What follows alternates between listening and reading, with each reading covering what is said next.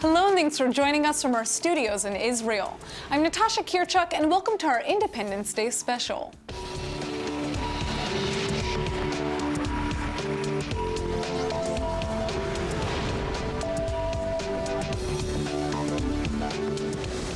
Israeli citizens and leaders alike are celebrating Independence Day around the country. And we have a special message for you from the Israeli president himself. Check it out. Friends in Israel and around the world, Chag Atzmaut Sameach. Happy Israel Independence Day. I was just a child of 9 years old when the state of Israel was born. I will always remember seeing for the first time the Israeli flag flying as the flag of the free and sovereign nation. Today, each time I see the flag flying, it fills my heart with pride and joy. As Israel turns 68, we can look with pride at our past and must look to the future with hope. The state of Israel was born out of a hope of 2,000 years. It was born with the bravery of dreamers who worked to turn their dream into reality. Their spirit stays with us also today. Our Independence Day is a day to celebrate.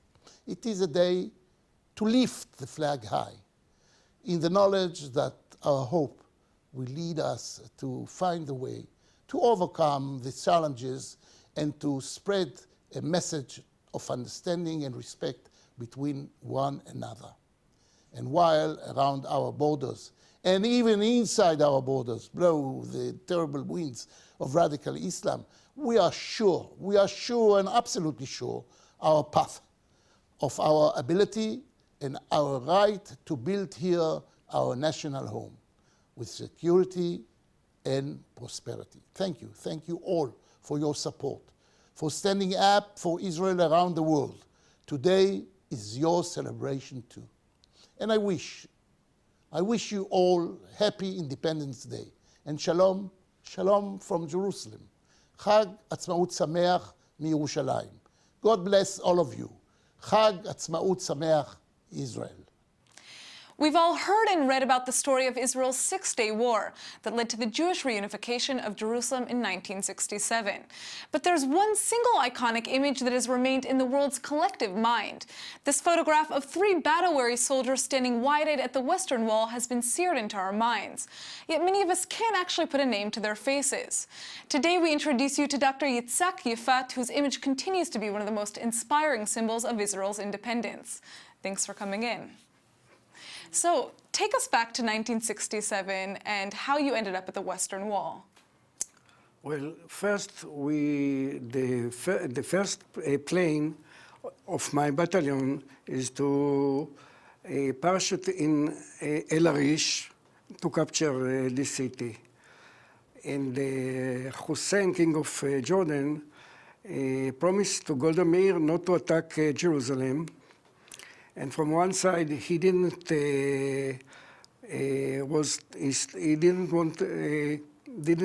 was strict to his words.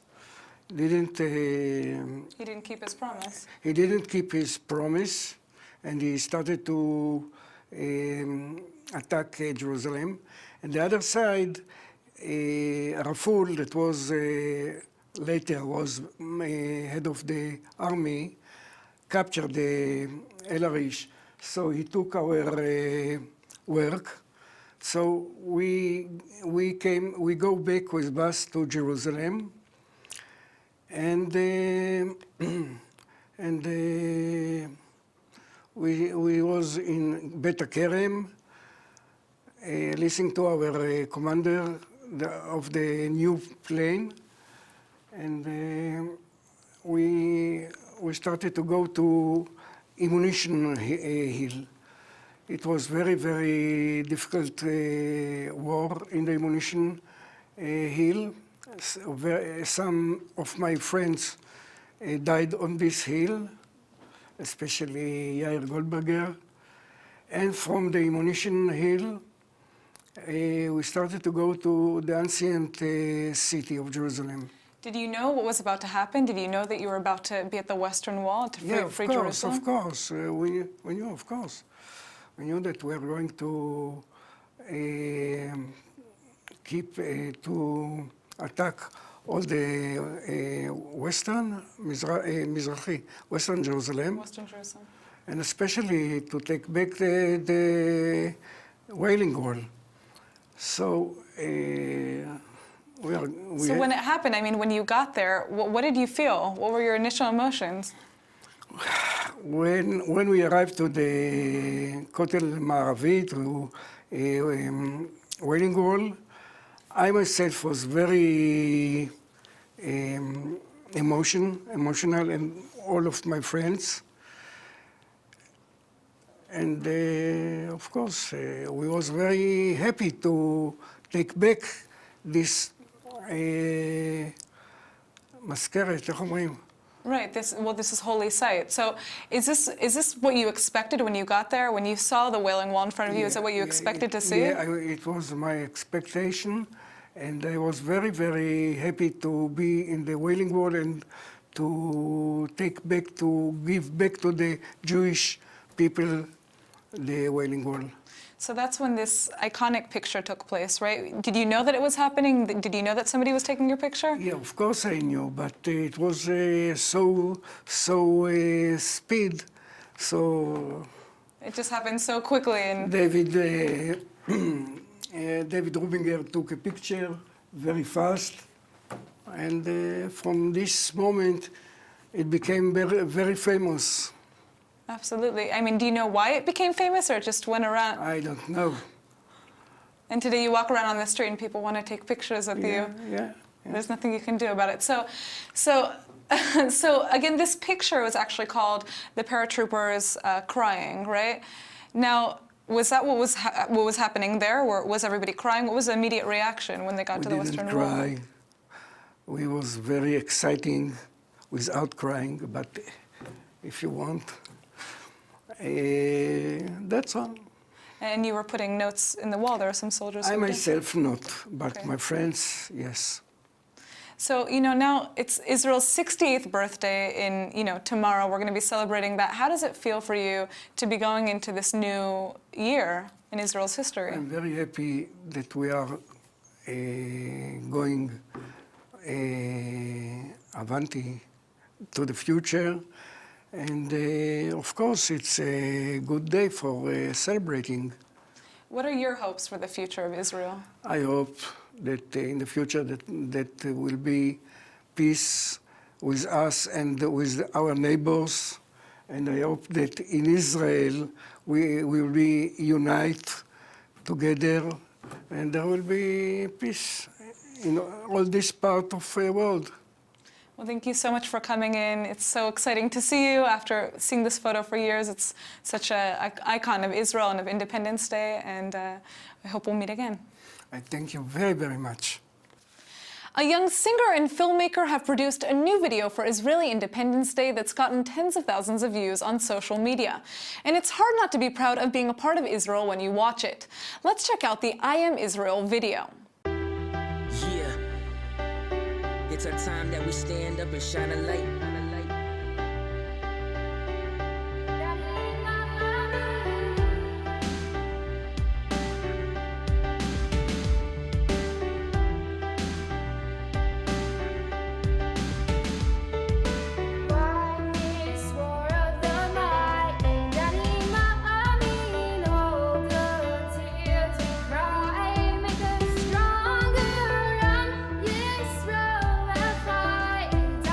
Take my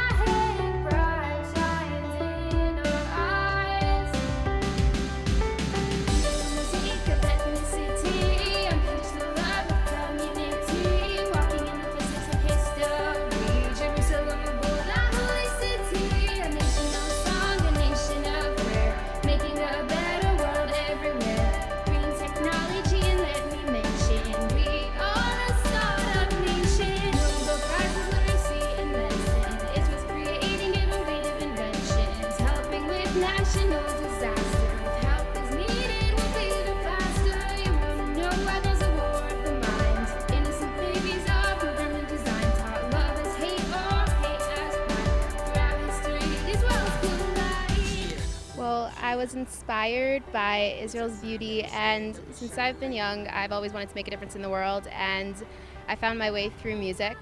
And I realized that in the media, Israel was portrayed in a bad lighting, and sometimes the truth was twisted, and I wanted to show the world the beauty that there is in Israel and the truth.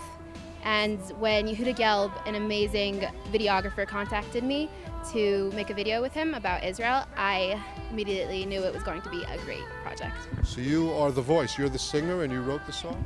Yeah, I wrote the song and I sing in it.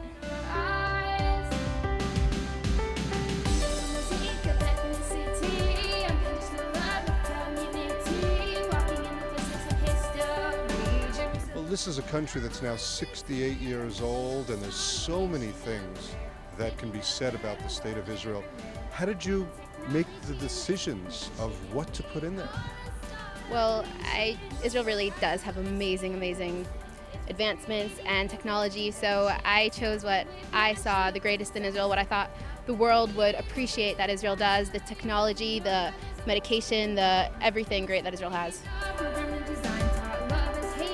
You live in Efrat, and that's a community which is, by and large, or majority observant people, and it seems like most, not all, but most of the people that appear in the video are also observant. Correct. Most of the people are observant, but we also have a wide variety of Arabs and non-Jews and non-religious, because Israel's made up of a diverse population, and each one of them makes Israel special. What kind of reaction, feedback, views have you gotten from this video? Well, Stand With Us shared it, and that got a lot of views.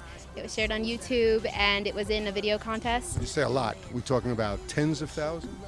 Well, when Stand With Us shared it, it got 150,000 views on Facebook.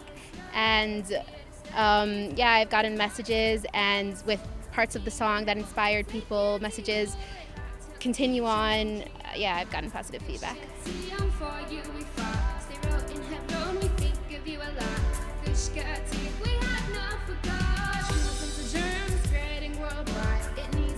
It needs to subside. Hand in hand, let peace be our fate. Terrorism, let's obliterate. أنا إسرائيلي. Jij Israël. أنا إسرائيل. Ik ben Israël. Where are you going to be on Yom Ha'atzmaut? How are you going to spend Yom Ha'atzmaut? It seems like you've already celebrated it with the making of this film. On Yom Ha'atzmaut, I'm going to be at the ceremony in Efrat, and then I might volunteer in Mada and take a shift. أنا إسرائيل. أنا إسرائيلي. Ich bin Israel. אני ישראל. أنا إسرائيل. Yo soy Israel. أنا إسرائيل. You yourself are a volunteer at MADA, and you're thinking about going to MADA for your national service? Yes, after a lot of debating and self-examination, me and my sister went through the whole process in the Army. We checked out computers and intelligence, and we decided that we wanted to do national service in paramedics because we thought we could give most to Israel that way. But you're also a singer, full-time. I don't know if that's the right word for it. You've made other video clips. What's your next project? Well, I get my inspiration from things I see, so hopefully I will see something inspiring soon, and you will see my new video. Yom Ha'atzmaut Sameach. Happy Independence Day, Rachel, and thanks for being with us on ILTV. Thank you so much. A Jewish barber from New York is spending a few months in Israel, and he's been spending his time in a very special way. Lawrence Cohen has started giving haircuts for free on the street, and he's inspiring Jews around the world to come together in the name of Israeli Independence Day.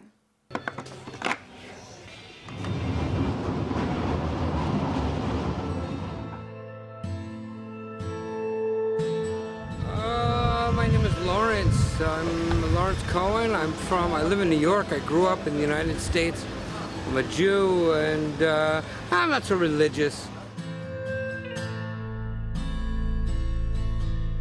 You know, so I'm here for a few months, and figure let me do something nice. If some random person shows up and says, I want to cut your hair, you feel nervous. You're like, what, this guy might be crazy. He might achieve a reverse mohawk. It's just something wonderful to make someone feel good about themselves. What's your name? Yitzchak. Lawrence, Leib.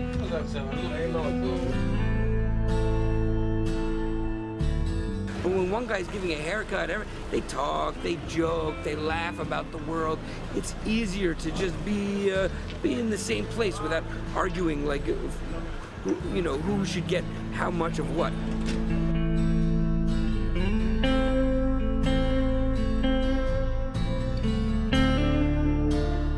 But I'll cut anyone's hair, show them love and respect and the whole thing. Because ultimately, the point is love your friend as yourself. But I really feel in my heart like something that's unavoidable, that two Jews connecting in a nice way, one Jew doing something for another, there's something special that happens. תשמע, ישראלים צריכים ללמוד ממנו. אני הבנתי שהוא עושה את זה בהתנדבות. It's a great gift, and I was able to do it. And people in the neighborhood got excited, and you have an experience where you connect with someone, even if you're not speaking, just from the position of caring for them, that they should stand up and feel confidence and handsome. And I mean, there's something amazing about that, giving someone that feeling.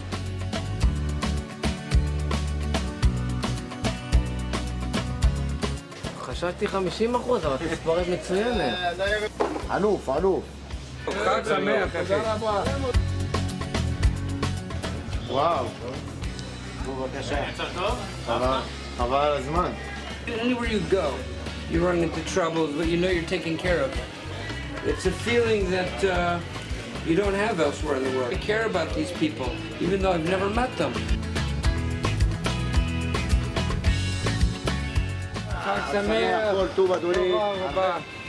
Thank you. We talked a lot this week about how Israelis are commemorating Memorial Day along with celebrating the country's Independence Day. We want to take a closer look at how Israelis handle this transition, and ILTV's Denise Wood took to the streets to ask Israelis about what both days mean to them. One of the most controversial things about Israel's Independence Day is that it's immediately following the Memorial Day. We took a look at what this means for the average Israeli and what they think about celebrating the 2 days so close together. On Wednesday morning, Israelis stood in silence to honor the fallen soldiers and terror victims who have died since the state's founding in 1948. This year, the country is mourning 23,447 Israelis. And as you can imagine, it's a very difficult and emotional day for a lot of people. זה יום הזיכרון. זה יום שבו הכל נעצר ושום דבר כבר לא חשוב. פתאום נעצרים וקופים.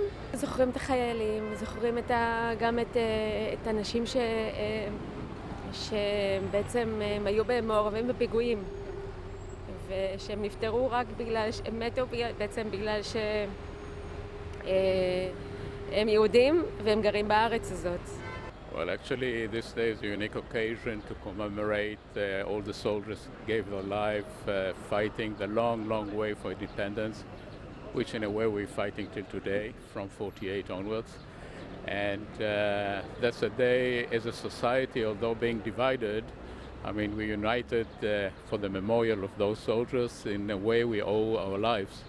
On Memorial Day, Israelis spend the day visiting cemeteries and attending remembrance ceremonies to honor those who were lost. But the very moment that Israel's Memorial Day ends, the nation's Independence Day celebrations begin.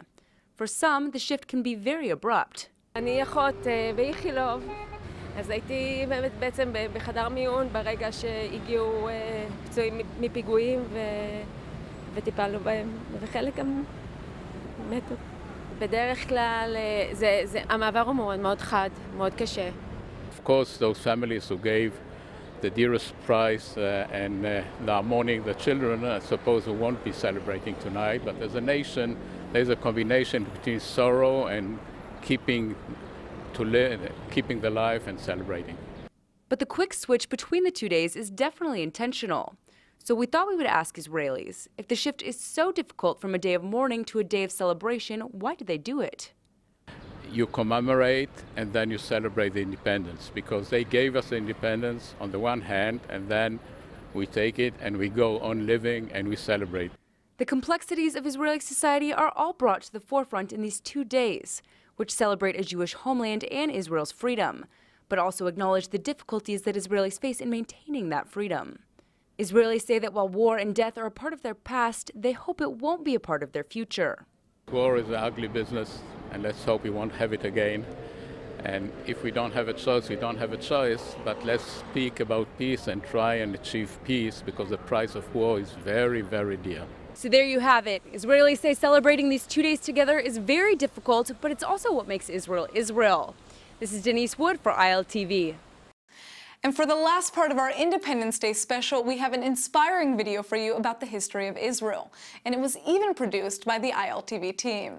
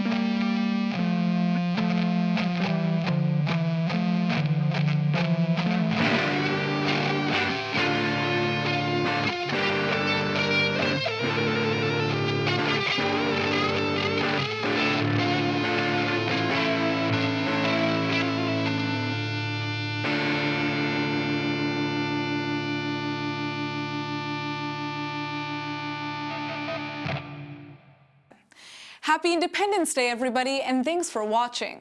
We'll see you on Sunday with our morning briefing at 8 a.m. Eastern Time. Chag Sameach.